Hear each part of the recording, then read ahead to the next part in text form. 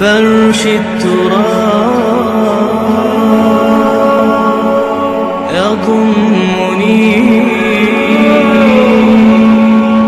وهو غطاء. بسم اللہ الرحمن الرحیم. احد کورس کا آج سبق نمبر 17 ہے. آج کے سبق میں ہم پاک کرنے کے بقیہ طریقوں کے متعلق پڑھیں گے. گزشتہ سبق میں ہم نے پاک کرنے کے 3 طریقوں کے متعلق پڑھا تھا. نمبر 1 جو سب سے بڑا طریقہ ہے، سب سے بڑا ذریعہ ہے، وہ ہے دھونا، اور نمبر 2 پوچھنا، اور نمبر 3 ہے کہ سوکھ کر نجاست کے اثر کا چلا جانا. تو اب نجاست کے پاک کرنے کے طریقوں میں نمبر 4 ہے جلانا.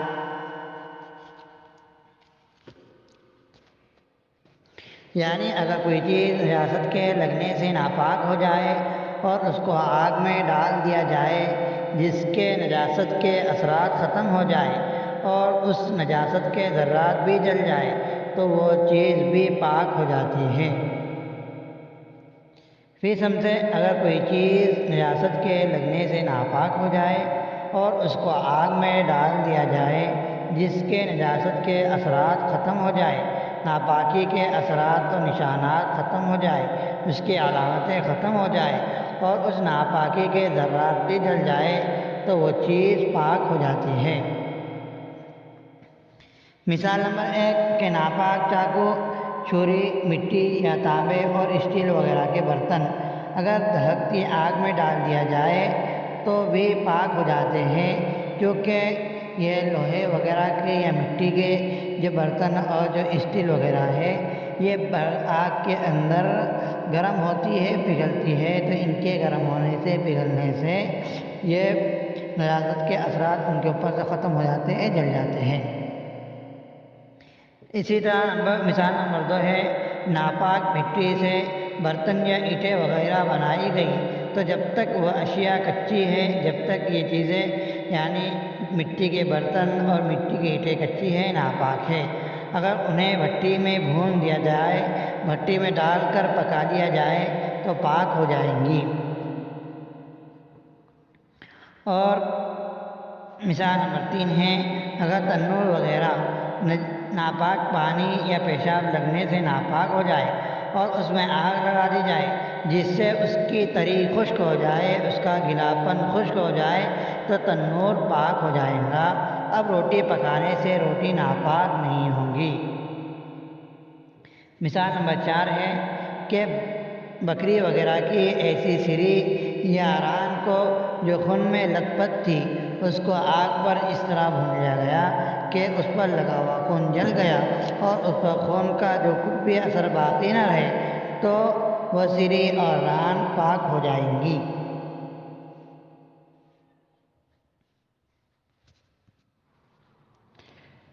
نجاست کے پاک کرنے کے طریقوں میں نمبر 5 ہے حقیقت کا بدل جانا. یعنی چیز کی ذات و ماہیت کے تغیر سے ہر ناپاک چیز پاک ہو جاتی ہے، خواہ وہ تغیر از خود ہو یا کیا جائے.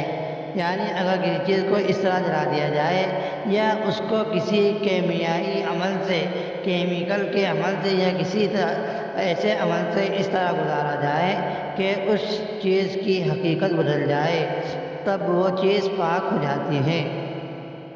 اب اس کو چند مثالوں سے سمجھیں.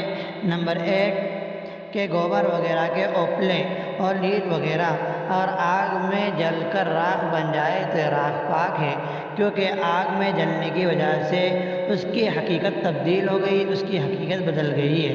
لہذا یہ راکھ وغیرہ کھانے کی چیز میں لگ جائے تو کچھ حرج نہیں ہے. اور اسی طرح مثال نمبر 2 ہے کہ شراب جو کہ ناپاک ہوتی ہے اگر پڑے پڑے خود بخود سرکہ بن جائے یا کسی کیمیائی عمل کے ذریعے سرکہ بنا لیا جائے تو چونکہ سرکہ بن جانے کی وجہ سے اس کی حقیقت تبدیل ہو چکی ہے لہذا وہ پاک ہو جاتی ہے، جس کا استعمال اب ہر طرح سے صحیح ہے. یعنی شراب جو کہ ناپاک ہے لیکن خود بخود سرکہ بن جائے، اس کی حقیقت بدل جائے یا کسی کیمیائی عمل کی وجہ سے اس کو سرکہ بنا لیا جائے یعنی شراب کی حقیقت ختم کر لیا جائے تو حقیقت کا بدل جانے کی وجہ سے اس کا استعمال صحیح ہوگا اور یہ شراب پاک ہو جائیں گی۔ اور اسی طرح مثال نمبر 3 ہے کہ ناپاک تیل یا ناپاک چربی کو کسی کیمیائی عمل سے گزار کر صابن بنا لیا جائے تو چونکہ صابن بن جانے کی وجہ سے ان چیزوں کی حقیقت بدل جاتی ہے، لہذا ایسا صابن پاک ہے۔ مثال نمبر 4 ہے کہ کوئی جانور مثلا گدھا وغیرہ نمک کے کان میں گر کر نمک بن جائے یا کنویں میں گر کر کچھ عرصے کے بعد مٹی بن جائے تو ایسے کان اور کنواں اس کے گرنے والے جانور کی حقیقت کے بدل جانے کی وجہ سے پاک ہو جاتا ہے۔ یعنی سمندر کے کناروں پر جو نمک کے لیے بڑے بڑے گھڑے کھودے جاتے ہیں جس کے اندر نمک تیار ہوتی ہے، جو میلیں دور تک پھیلے ہوئے گھڑے ہوتے ہیں، اگر ان کانوں میں کوئی گدھا گر جائے اور کافی سال ہو جائے جس کی بنا پر گدھا کا گوشت نمک کے اندر پگھلتے پگھلتے پورا گوشت پگھل جائے اور اس کی ہڈیاں وغیرہ سب پگھل جائے تو اب یہ نمک پاک ہے کیونکہ گدھے کی حقیقت بدل گئی ہے، کیونکہ گدھا یہ پگھل کر نمک بن چکا ہے، اس کی پوری حقیقت بدل چکی ہے۔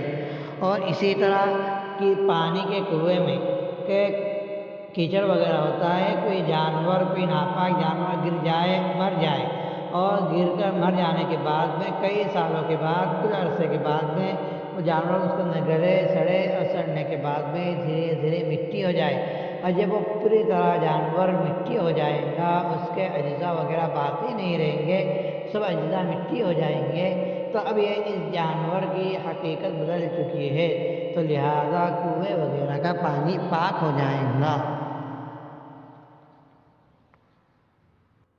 ناپاکی کو پاک کرنے والے طریقوں میں نمبر 6 ہے ذبح سے پاک ہونا۔ ذبح سے پاک ہونے کا مطلب یہ ہے کہ کسی بھی جانور کو ذبح کر دیا جائے تو بہنے والا خون کے نکل جانے کی وجہ سے کھال پاک ہو جاتی ہے۔ ایسے کھال کی رطوبات وغیرہ کپڑے یا بدن کو لگ جانے سے کپڑا یا بدن ناپاک نہیں ہوگا۔ یعنی کسی بھی جانور کو جب ذبح کرے اور ذبح کرنے کی وجہ سے اس کا بہنے والا خون پوری طرح بہہ جائے تب اس کی کھال یا اس کے گوشت کی جو رطوبات بدن یا کپڑے کو لگ جائے تو رطوبات پاک ہے، اس سے بدن یا کپڑا ناپاک نہیں ہوگا۔ اور نمبر 7 ہے چمڑے کا دباغت سے پاک ہونا۔ یعنی اگر کوئی جانور شرعی طور پر ذبح نہ کیا گیا ہو اور ایسے ہی مردار ہو گیا ہو، مر گیا ہو، اب اس کی کھال اتار لی گئی ہو تو یہ کھال ناپاک ہے۔ مردہ جانور کی کھال کو پاک کرنے کے عمل کا نام دباغت ہے۔ دباغت کے ذریعے ایسی کھال پاک ہو جاتی ہے۔ اب دباغت کا طریقہ کیا ہے؟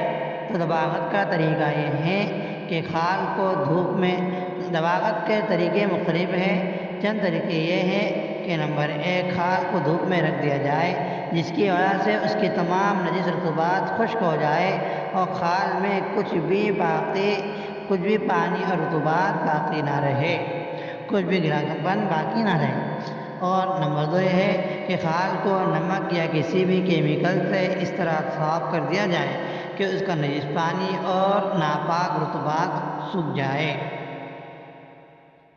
یہاں ایک بات یاد رکھیں کہ اوپر ذکر کردہ مسئلے میں آدمی اور خنزیر کے علاوہ تمام جانوروں کی کھال کے بارے میں ہے۔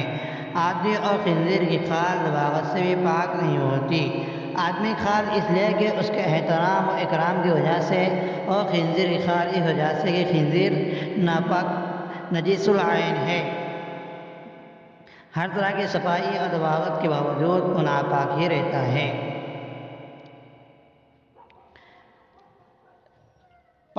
ناپاکی کو پاک کرنے کے طریقوں میں نمبر 8 ہے ملنا کھرچنا۔ ملنا کھرچنا یعنی اگر کسی شخص کے کپڑے کو منی لگ جائے تو اس کے پاک کرنے کا طریقہ یہ ہے کہ دیکھا جائے گا کہ کپڑے کو لگنے والی منی خشک ہے یعنی سوکھی ہے یا گیلی ہے۔ اگر منی تر ہے تو اسے پانی سے دھونا واجب ہے، خرچنے سے کچھ فائدہ نہیں، اور اگر منی سوکھی ہے، سوکھ چکی ہے تو اس کو مل کر خرچ دینا بھی کافی ہے۔ منی اگر بدن کو لگ جائے تو اس کا یہ حکم ہے، تر ہو تو دھونا ضروری ہے، یعنی گیلی ہو تو دھونا ضروری ہے، اور اگر سوکھی ہو، خشک ہو چکی ہو تو خرچ دینے سے بدن پاک ہو جاتا ہے۔ خرچنے کی صورت میں صرف منی کے اجزاء کا دور ہونا، منی کے حصوں کا دور ہو جانا کافی ہے، منی کے داغ اور بدبو کو ختم کرنا ضروری نہیں ہے۔ اب یہ بات یاد رکھیں کہ آج کے زمانے میں طبعی کمزوری کی وجہ سے آج کل منی پتلی ہوتی ہے، جو کپڑے کے اندر جذب ہو جاتی ہے، کپڑے کے اندر پیوستہ ہو جاتی ہے، لہذا صرف خرچنے سے منی کے اجزاء سے چھٹکارا حاصل نہیں ہو سکتا، بلکہ دھونا بھی ضروری ہے۔ اب سب سے آخری نمبر ہے ناپاکی کو پاک کرنے کے طریقے کا، کہ نمبر 9 ہے گھسنا اور رگڑنا۔ گھسنا اور رگڑنا مطلب یہ ہے کہ چمڑے کے موزے اور جوتوں پر نجاست لگ جائے تو اس کو پاک کرنے کی تفصیل یہ ہے کہ اگر نمبر 1 اگر ایسی نجاست لگی جو گاڑی اور جسمدار ہے، جیسے پاخانہ، گوبر، مٹی وغیرہ، تو اب اگر ایسی نجاست خشک ہو جائے، سوکھ جائے تو زمین وغیرہ پر گھسنے اور رگڑنے سے موزہ اور جوتا پاک ہو جائیں گا، کہ نجاست کے تمام اثرات ختم ہو جائیں گے۔ تو جب نجاست کے تمام اثرات گھسنے اور رگڑنے سے ختم ہو جائے تو موزہ اور جوتا پاک ہو جاتا ہے۔ اور اگر ایسی نجاست کو خوب اچھی طرح زمین پر گھس دیا جائے یا خوب اچھی طرح پوچھ لیا جائے ٹیشو پیپر یا کپڑے وغیرہ سے، کہ نجاست کا کچھ بھی اثر یعنی رنگ اور بو باقی نہ رہے، تو بھی پاک ہو جائیں گا۔ یہ جو تفصیل تھی تو یہ نجاست کے ناپاکی گاڑھا ہونے کی صورت میں تھی، لیکن اگر نجاست پتلی ہو جو سوکھنے کے بعد نظر نہیں آتی، تو اگر گیلے موزے اور جوتے پر مٹی یا ریت یا راکھ وغیرہ ڈال کر رگڑ لے اور اچھی طرح پوچھ لیں تو بھی یہ پاک ہو جائیں گے۔ تو ہم نے کل گزشتہ اور آج کے سبق پہ کل ملا کر نجاست کو، ناپاکی کو پاک کرنے کے کل 9 طریقے پڑھے ہیں۔